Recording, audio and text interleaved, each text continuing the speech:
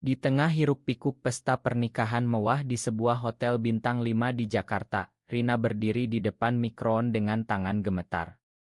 Mantan kekasihnya, Maya, baru saja mengucapkan sumpah pernikahan dengan seorang pria yang tak dikenalnya, dan sekarang giliran Rina yang dipaksa memberikan pidato selamat oleh keluarga Maya.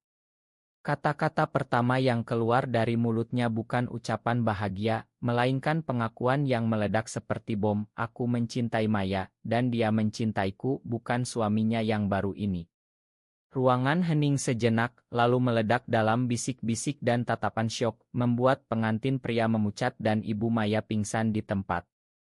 Rina tak pernah membayangkan hari ini akan tiba. 2 tahun lalu, dia dan Maya bertemu di sebuah kai kecil di kawasan Tamrin saat keduanya bekerja sebagai desainer grafis di perusahaan yang sama. Maya, dengan senyumnya yang selalu menyembunyikan luka masa lalu, langsung menarik perhatian Rina. Mereka mulai dengan obrolan ringan tentang proyek kerja, tapi segera berubah menjadi percakapan mendalam tentang mimpi, ketakutan, dan cinta yang tak biasa. Rina, yang berasal dari keluarga konservatif di Bandung, selalu menyembunyikan orientasi seksualnya. Dia tumbuh dengan ayah yang tegas, seorang pensiunan tentara yang percaya bahwa pernikahan adalah satu-satunya jalan hidup yang benar.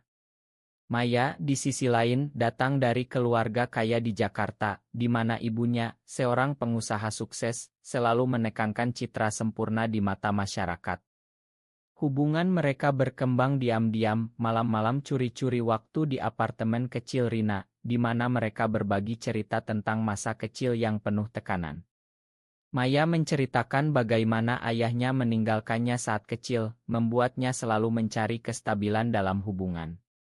Rina mendengarkan dengan hati terbuka, merasakan getar yang sama di dada setiap kali Maya menyentuh tangannya. Cinta mereka murni, tapi penuh konflik. Suatu malam, setelah pertengkaran hebat tentang masa depan, Maya mengaku, "Aku takut, Rina.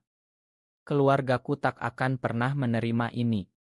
Di Indonesia, kita seperti hantu yang tak terlihat."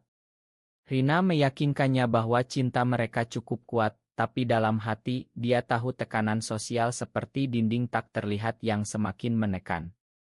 Konflik pertama muncul saat keluarga Maya mulai mendesaknya untuk menikah. Ibu Maya, Bu Siti, adalah wanita ambisius yang melihat pernikahan sebagai aliansi bisnis. Dia memperkenalkan Maya dengan Andi, seorang pengacara muda dari keluarga terpandang. Maya menolak pada awalnya, tapi tekanan berlanjut. "Kamu sudah 25 tahun, Maya. Jangan buang waktu dengan mimpi-mimpi konyol," kata Bu Siti suatu hari. Maya pulang dengan air mata, menceritakan semuanya pada Rina. Mereka bertengkar hebat malam itu. Rina marah, merasa Maya terlalu lemah menghadapi keluarga. "Kau pilih mereka atau aku?" tanya Rina. Maya menjawab dengan isak, "Aku tak bisa kehilangan semuanya." Itu adalah awal retaknya hubungan mereka. Rina mencoba bertahan, tapi Maya mulai menjauh. Telepon tak dijawab, pertemuan dibatalkan. Suatu hari, Maya datang ke apartemen Rina dengan wajah pucat. "Aku setuju bertunangan dengan Andi," katanya. Rina terpaku, merasakan dunia runtuh. "Kenapa? Kita bisa pergi dari sini, mulai baru di tempat lain." Maya menggeleng, "Aku tak bisa menyakiti ibu. Dia sakit jantung, Rina. Ini untuk kebaikan semua." Rina merasa dikhianati. Mereka berpisah dengan air mata. Rina bersumpah tak akan pernah memakan. Tapi undangan pernikahan datang 6 bulan kemudian, dan Bu Siti secara pribadi meminta Rina datang sebagai teman lama Maya, bahkan memaksa dia berpidato.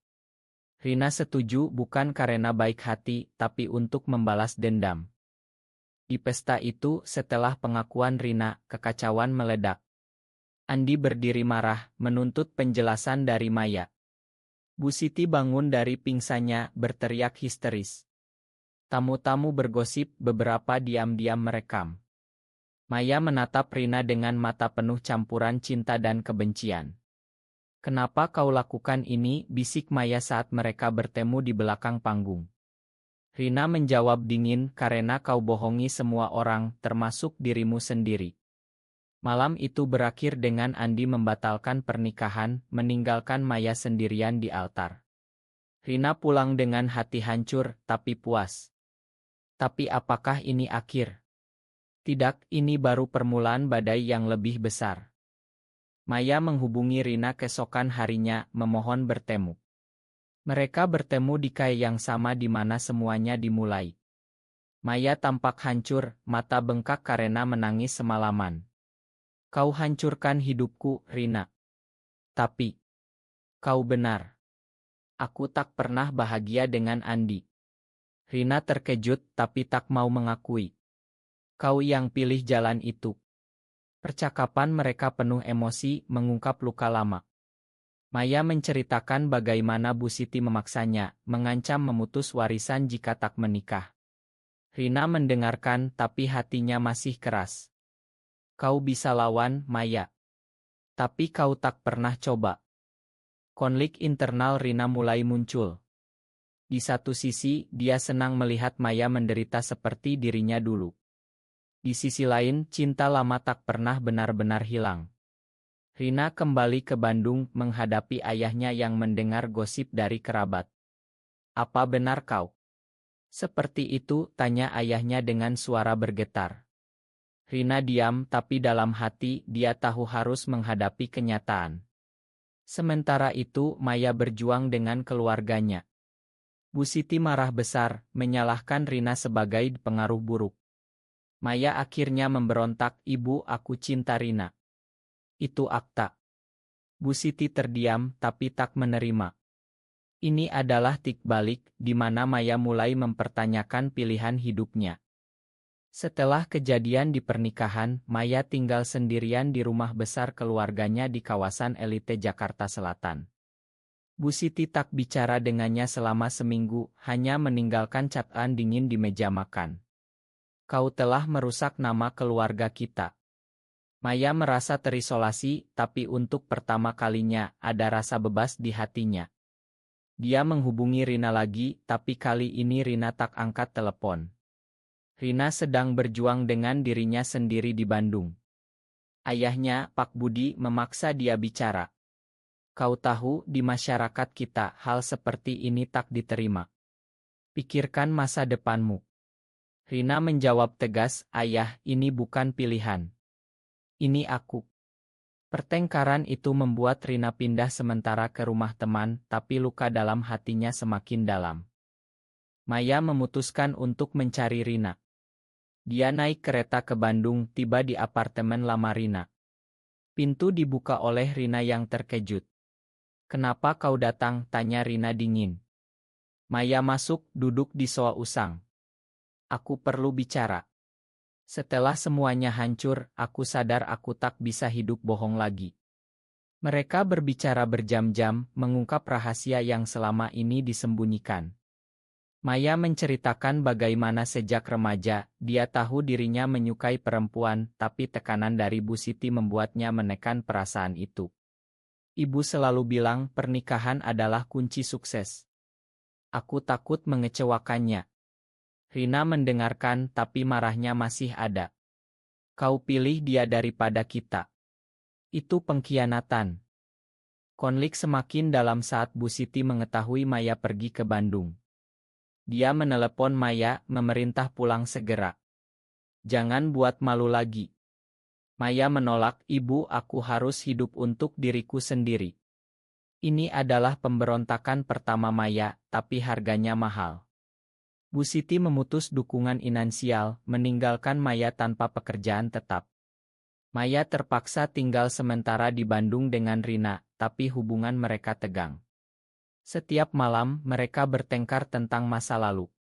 Rina merasa Maya hanya datang karena tak punya pilihan lain. Kau gunakan aku sebagai pelarian. Maya menyangkal, tidak, aku cinta kau sejak awal. Di tempat kerja Rina, gosip mulai menyebar. Rekan kerja yang tahu tentang kejadian pernikahan mulai menjauh. Bosnya memanggil Rina, ini mempengaruhi citra perusahaan. Pikirkan baik-baik. Rina merasa terpojok, tapi dia tak mau mundur. Ini adalah ujian bagi identitasnya. Sementara itu, Maya mencoba mencari pekerjaan di Bandung, tapi latar belakangnya dari Jakarta membuatnya sulit beradaptasi. Dia bertemu dengan komunitas kecil di sana yang memberinya dukungan. "Kau tak sendirian," kata seorang teman baru. Maya mulai membuka diri, tapi itu membuat Rina cemburu. "Kau cepat sekali ganti lingkungan." Puncak konflik di Ile ini adalah saat ayah Rina datang ke apartemen. Pak Budi melihat Maya di sana dan marah besar. "Ini yang kau pilih. Hidup seperti ini akan hancurkanmu." Rina membela Maya, "Ayah, ini cinta kami." Pak Budi pergi dengan kecewa, tapi kata-katanya meninggalkan bekas. Malam itu, Rina dan Maya berpelukan, tapi air mata mengalir. Mereka tahu perjuangan baru saja dimulai. Maya memutuskan untuk kembali ke Jakarta, menghadapi Bu Siti sendirian. "Aku harus selesaikan ini sendiri." Rina setuju, tapi hati mereka terbelah. Di Jakarta, Maya bertemu Bu Siti di rumah. Percakapan panjang terjadi. Bu Siti mengaku, "Aku takut kau menderita seperti ayahmu yang ditinggalkan." Maya memahami, tapi tegas, "Ibu, biarkan aku bahagia dengan caraku." Bu Siti tak langsung setuju, tapi mulai melunak. Maya pulang ke Bandung dengan harapan baru, tapi saat tiba, Rina menyambutnya dengan dingin. "Kau pikir semuanya mudah?" Konflik internal Maya muncul, apakah dia benar-benar siap untuk ini? Harganya adalah kehilangan keluarga, teman, dan kestabilan. Kembali di Bandung, Rina dan Maya mencoba membangun kembali hubungan mereka. Tapi tekanan sosial semakin kuat. Tetangga mulai bergosip, memanggil mereka pasangan aneh. Rina kehilangan promosi di kantor karena masalah pribadi. Maya, yang akhirnya dapat pekerjaan sebagai relancer, merasa bersalah. "Ini salahku," katanya suatu malam. Rina menyangkal, tapi dalam hati dia mulai ragu. Apakah cinta ini layak semua pengorbanan? Mereka bergabung dengan kelompok dukungan di Bandung, bertemu orang-orang dengan cerita serupa. Satu anggota, seorang wanita tua bernama Ibu Lina, berbagi, "Aku kehilangan anak karena ini, tapi sekarang aku bahagia." Kata-kata itu memberi harapan tapi juga ketakutan. Konflik baru muncul saat Andi, mantan tunangan Maya, muncul kembali. Dia menelepon Maya, meminta bertemu. "Aku perlu penutupan." Maya setuju bertemu di KAI di Jakarta. Andi marah, "Kau bohongi aku." "Tapi aku masih peduli." Maya minta maaf, tapi tegas, "Aku tak bisa ubah siapa aku." Berita ini sampai ke Rina melalui teman, membuatnya marah. "Kau ketemu dia lagi. Apa kau ragu?" Maya menjelaskan, tapi kepercayaan retak. Ini adalah pengkhianatan kedua di mata Rina. Di sisi lain, Bu Siti mulai mendekati Maya lagi. Dia mengirim pesan, "Ayo pulang, kita bicara." Maya pergi dan Bu Siti mengusulkan kompromi, hidup seperti biasa di depan umum, tapi rahasiakan sisanya. Maya tergoda karena lelah dengan perjuangan. Tapi dia ingat kata Rina dan menolak. "Tidak, Ibu. Aku harus jujur." Bu Siti kecewa, tapi mulai memahami. Sementara itu, Pak Budi menghubungi Rina, "Aku baca tentang hak leb. Mungkin aku salah. Ini adalah langkah kecil, tapi berarti." Puncak di Ile ini adalah pertengkaran besar antara Rina dan Maya. Rina menuduh Maya tak serius, "Kau selalu lari ke keluarga saat sulit." Maya balas, "Kau yang selalu marah, tak pernah pahami tekananku." Mereka hampir putus, tapi akhirnya berdamai dengan air mata. Mereka memutuskan untuk pindah ke Jakarta bersama, mencari kehidupan baru. Tapi di sana, tantangan lebih besar, masyarakat yang lebih konservatif, dan gosip dari lingkaran lama Maya. Di Jakarta, Rina dan Maya tinggal di apartemen kecil di kawasan Kemang. Mereka mencoba hidup normal, tapi tekanan datang dari segala arah. Teman-teman lama Maya menjauh, menyebutnya pembuat onar. Di kantor baru Rina, rekan kerja memandang sinis. Maya mulai aktif di komunitas online, menulis blog tentang pengalaman. Ini memberi kekuatan tapi juga ancaman, pesan HT dari anonim. Kalian tak pantas hidup di Indonesia, bunyi salah satunya. Rina khawatir, hentikan Maya. Ini berbahaya. Tapi Maya tegas, kita harus lawan. Konflik moral muncul saat Bu Siti sakit. Maya pulang merawat dan Bu Siti memohon, tinggalkan Rina demi aku. Maya terpecah antara cinta dan kewajiban. Dia memilih pulang ke Rina, tapi rasa bersalah menghantui. Rina mendukung tapi merasa ditinggalkan. Kau selalu pilih keluarga. Ini adalah ujian terbesar, apakah mereka bisa bertahan? Andi muncul lagi menawarkan bantuan finansial pada Maya. Ini bukan balas dendam, tapi pertemanan. Maya tolak, tapi Rina curiga. Pertengkaran meledak, Rina pergi semalam. Maya panik mencari. Mereka bertemu kembali, saling tapi damage sudah ada. Puncak adalah saat mereka menghadiri acara di Jakarta. Di sana mereka bertemu aktivis yang menginspirasi. Tapi acara diganggu demonstran anti-LGBTI. Kekacauan terjadi, Rina terluka ringan. Ini membuat mereka sadar harga perjuangan. Setelah insiden, Rina dan Maya semakin dekat. Mereka memutuskan untuk hidup terbuka, meski risiko. Bu Siti akhirnya datang bertemu Rina. Aku tak setuju, tapi aku tak mau kehilangan anakku.